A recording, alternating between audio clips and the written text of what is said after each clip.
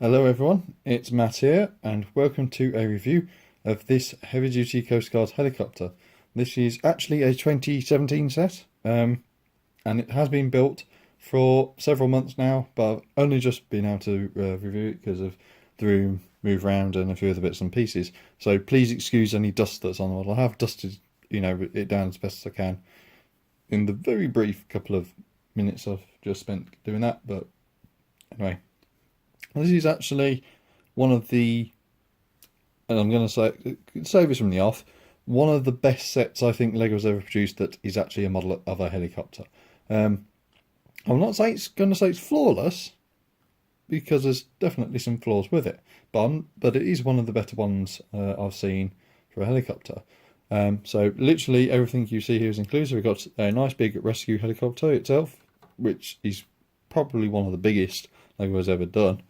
We've got a little micro lighthouse here with a bit of a wreck. We have a shark, the antagonist of the set. We have a little canoe. This is one of the new molds, or new canoes that was released. That just has a little tile in there for some spacing. Then we have somebody that needs rescuing with a little paddle for the canoe. And then we have the 3 crew members for the helicopter itself and the little craft that goes inside it. So I'm first going to look at the side builds and the figures, and then we're going to go to the helicopter at the end. So here are the side builds, and there's a really interesting story connecting these 3. So the premise, as the box art is that we have the canoeist here, who's going out onto sea with his canoe and the uni paddle, because obviously it's one paddle, but both ends, and he's then attacked by the shark. So with that, he then crashes onto the sort of lighthouse sort of system, the setup here, and then clings to the little lighthouse or marker light, which is more or less what it is, for safety until rescue comes. So obviously there's quite a little bit of imaginative play here, and it's actually quite interesting to see the sort of the wreck, or at least a simulation of a wreck here. There's very few pieces actually in this. Most of it is actually gone into the lighthouse, but there's actually quite a nice bit here. These just use some standardised pieces here, so that's just actually a 1x6 piece with the cutouts, obviously. What's really interesting in this set is that they actually show the build actually going beyond the base plate, and normally, with the exception of the odd bit of signage, Lego builds normally stick to just their base plate, so that is a bit, I would say unusual, but for this sort of model build, I think it's designed to give the idea that it actually extends beyond the actual play area. So overall, these pieces of the build, very nice, very good parts use as far as I'm concerned, and normally I don't say that. The one thing I will say, and it's about this little lighthouse or marker light, is that these 2x2 round bricks look to have had a new mould, and there's a very prominent mould line. Probably not going to be able to see in this light, but you can just about see it on there where the edge of the anti-stud cutout is on the side, so it can actually fit on the studs. So there's actually just a line there. It's very prominent, and that in some ways distracts from the build. The canoeist, I must say, these new paddle pieces are excellent. This is just a standard 6.6L bar with one of the top stops. And these just fit over it. It's a very nice mould. There's an angle to it as well, which is of a certain type. Normally these, well, from what I've seen, normally these are flat, but modern ones have become this sort of more curved shape, which is a bit more aerodynamic and hopefully should cut through the water a bit better.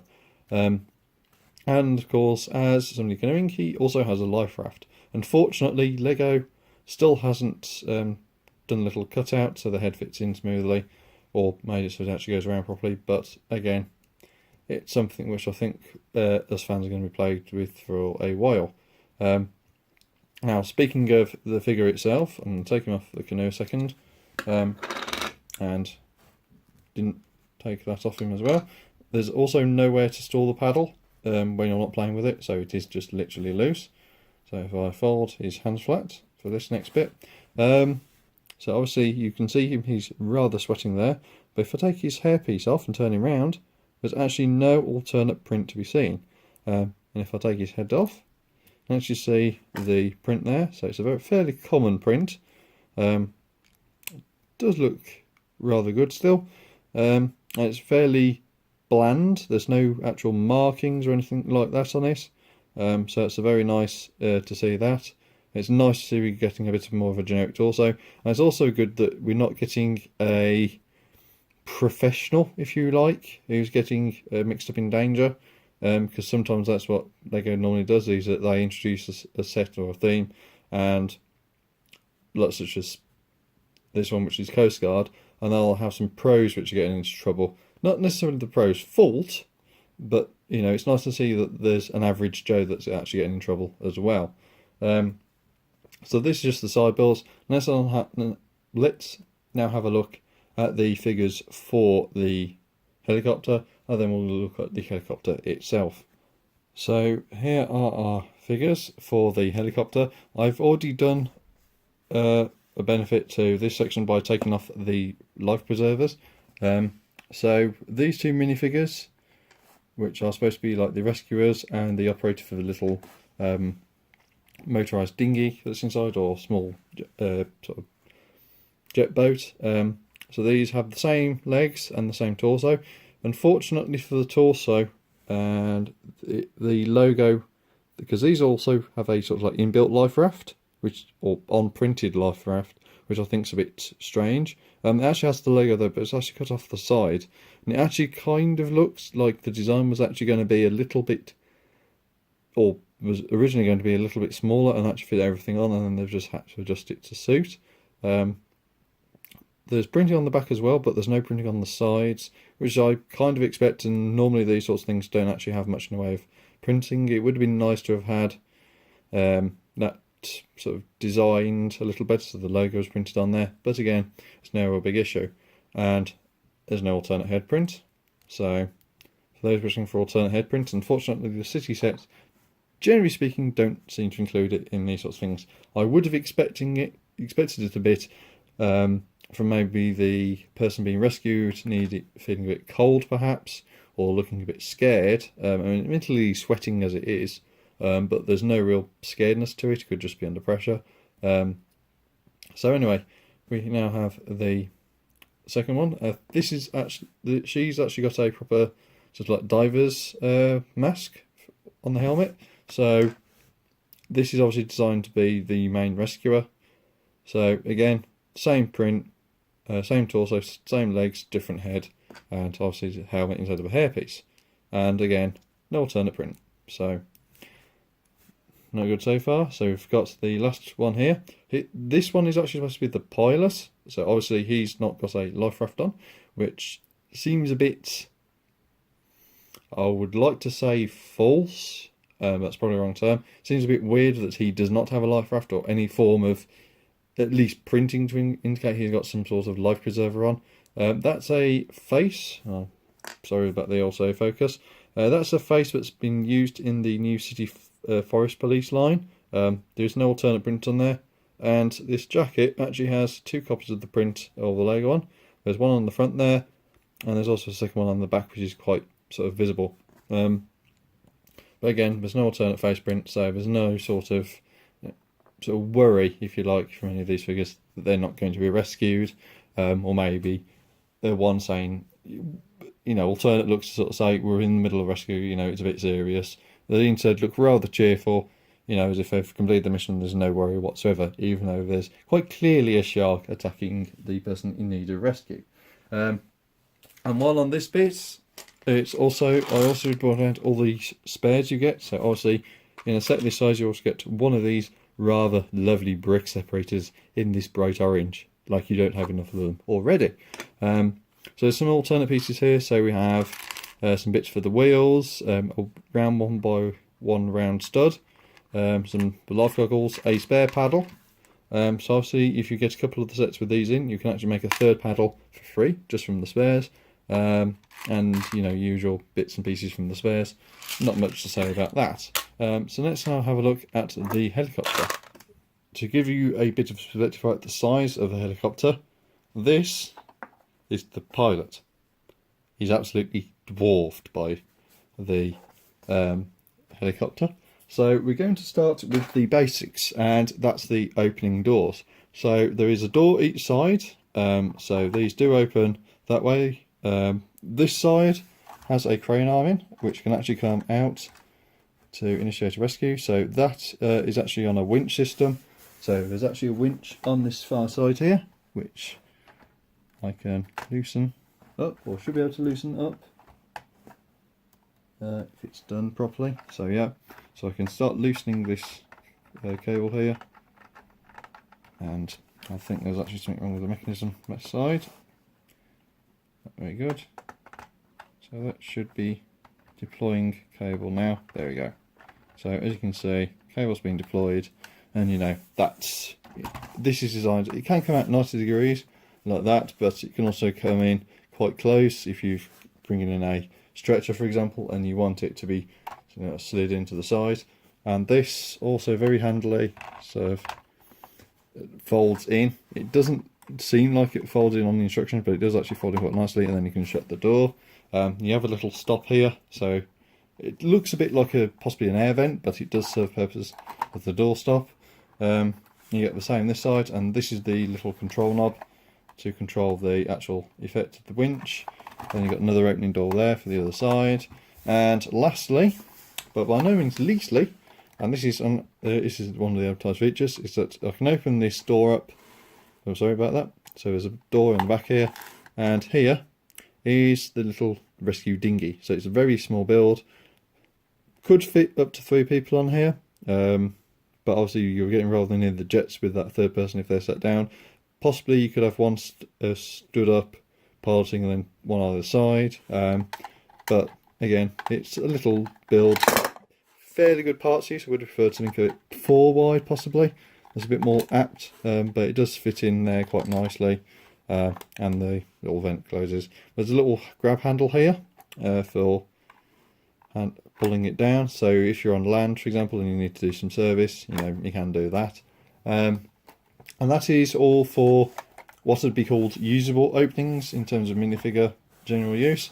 You can also pop the top off, or the cab off. So there you go, and you can actually see, if I hold this up, the mechanism there for actually winding the cable in and out. So that's actually how that is done, and you can also see that's also why you could have issues with the cord, because obviously this is very flexible. There's a little bit of a hollow here, so obviously this is supposed to be the mechanism, and that's probably where you're supposed to be getting in and out of the helicopter. So if I turn this around now, you can actually, and I'm actually going to take the rotors off to make it a little bit better. Here's your little cabin. So there's 2 printed 2x2 sloped bricks. There's no actual flight sticks, but you can fit 2 people in here should you want to. And it generally looks the part, looks quite good. Would have preferred some cabin doors to make it easier to get access in and out, especially in an emergency. So for example, this capsized, for example, there was an issue, a mechanical issue, and the main rotor came off, or the engine stopped working, that sort of thing. I would expect there to be some sort of emergency system for that. It does look quite well. There looks to be some buoyancy tanks here, so this would possibly be capable of landing at sea. It's not actually indicating the art. It does get very close to sea, so maybe that's just designed to deflect water away from the main body, sort of to deflect it back towards the sea. And the marker lights as well. You can see that there's actually 2 sets on here. There's a set at the back here. Just move that rotor out of the way. There's a set at the back here and a set at the front. That's actually not how the instructions have it. I've just added these 2 at the rear here to give a bit more of a 360 sort of look to it. So obviously you have the 2 red lights here, and there's a green light just here. So if I turn that around, there's a green light here, and then turning it around to the front, there's another green light there. So no matter what quadrant or angle you'd approach this helicopter from, you can now at least see which side's which, because obviously if you're looking from the rear, if I had those lights, for example, you might be able to see this little white light on the tail here, but you wouldn't be able to see any of these at the front, so that's why I've added those in. And again, that's just a little piece sort of addition. that would really sort of make the model pop and look a bit more realistic in that sense. And something I will say about this, and you normally don't see me put them on, is the stickers. So obviously we got the logo there, we got the rescue number there, the Coast Guard, the pull there, the little logo on the tail. And normally I wouldn't put these on, but for this model, I'm actually going to say this is, you know, one of the best models Lego has ever released in terms of helicopters, or sets in general, to be honest. It looks very realistic. There's a good meaty size to it.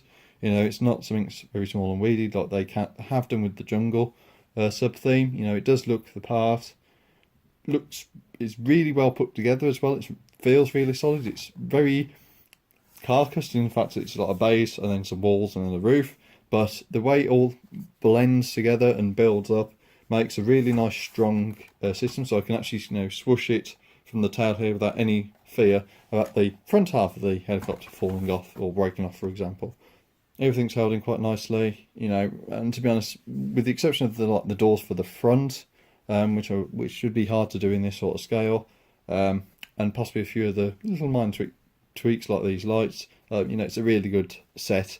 And that's the conclusion from me. You know, out of 10, I'd probably say 9, 9.5. You know, it's a really good set, really nice storyline. It all mixes rather nicely. So anyway, that's it from me, and I hope you'll see me in the next review.